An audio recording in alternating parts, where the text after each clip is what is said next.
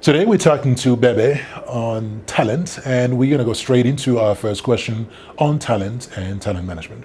Even without a focused talent management system, there were some things that were happening right anyway. So there was a graduate development program that recruited me, for instance, all those years ago.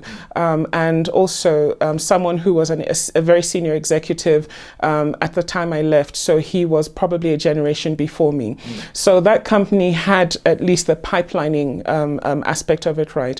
I think what shifted and what catalyzed talent development and succession planning was when the company became very intentional about it. And how does intention show up? It shows up in, again, sponsorship, executive sponsorship. It shows up in focused reporting because, if you don't measure it, it doesn't get done. Yeah. It showed up in making funds available. But I think most importantly, it showed up in time. It showed up in executives giving time to mentor younger people. It showed up in executives starting to be excited about sponsoring younger people and younger people's careers. And so there was a legacy piece to it. But also in allowing the younger people time off work to develop, because sometimes we can get so busy about being busy that everything else might be there. But if we don't tell people culturally it's okay to take time off to develop yourself, they never will. Well, the really smart, bright ones will. And, I don't just mean book smart. I mean, they're wily, they're very clear about, there's some people you almost don't, the facilitation is minimal.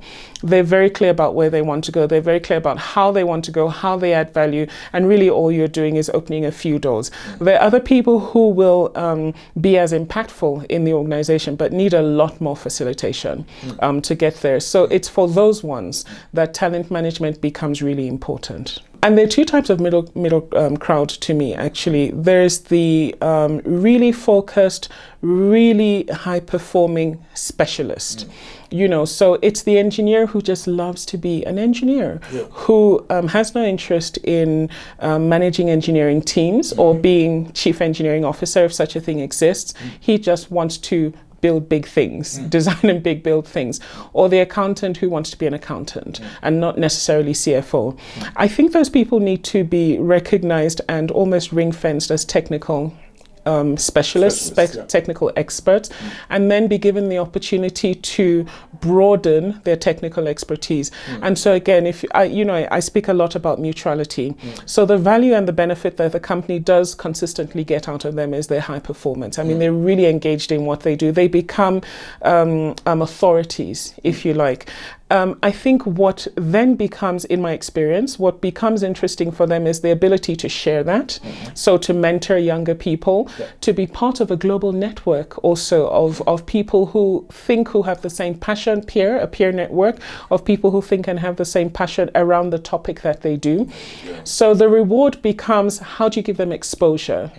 How do you give them opportunities to coach, to mentor, to lead in that technical space, whatever it is? And also, don't forget to keep rewarding them, because these people will probably stay in the same job or at the same, when I say the same job, it's not the same over 15 years. Complexity, context, etc. change the job, but the job title, so the organizational design doesn't catch up with the expanded expertise. I think the important thing is not to forget to reward them for that depth of expertise and recognize. And for them, in my experience, recognition comes from peer recognition, and it comes from also people junior in the technical or functional area, recognizing that as well. Yes, and being respected for that. So the organization needs to make space for those technical people and almost create a separate pipeline pathing for them. So that's one kind of your sort of middle ground. The other kind of your middle ground is genuinely those sort of solid contributors who keep the company going. And there are two things I'll say about that. In talent, we talk about a 9-box grid, and it's really where we sort of categorize people against performance and potential. I always say that I can tell the sort of maturity of a leader by how many people he has in that middle box. And one of the first conversations I will have with a leader when we're talking about the 9-box grid is why the people in the middle are in the middle and why they're not anywhere else in any of the quadrants around that middle, because it really is a middling ground. Anything we can't deal with, we throw in there because it's easier. So one of the things that I think that the practice of talent management does is to tease out. So what is it about the person's potential? And what is it about the person's performance that can't move beyond that space? And I think when we do it well and we do it consistently well, we build a reputation within the business for fairness, for equity, and then the talent programs build a reputation for themselves. The people in the middle, always interesting, because for those people, really what motivates them usually is outside of the organization.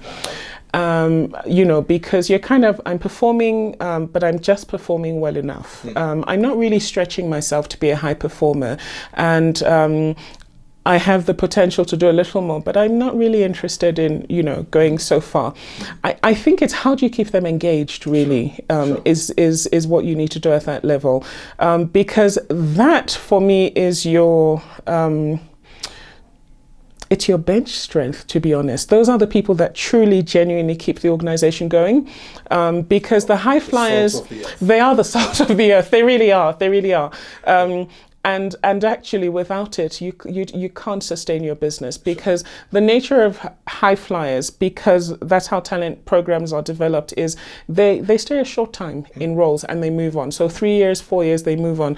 Those guys are going to, and sometimes even 2 years, those guys are going to be there for 4, 5, 6 years, and they become good candidates for succession. If you think about emergency caretaking, so suddenly a job becomes vacant, that kind of thing motivates them, I'd be really interested. I'm in finance at the moment, doing sort of business partnering, management accounts. I'd like to do some internal audit stuff, or I'd like to do some of this other stuff. So usually it's finding what engages them, what that intrinsic motivator is, and engaging them at that level.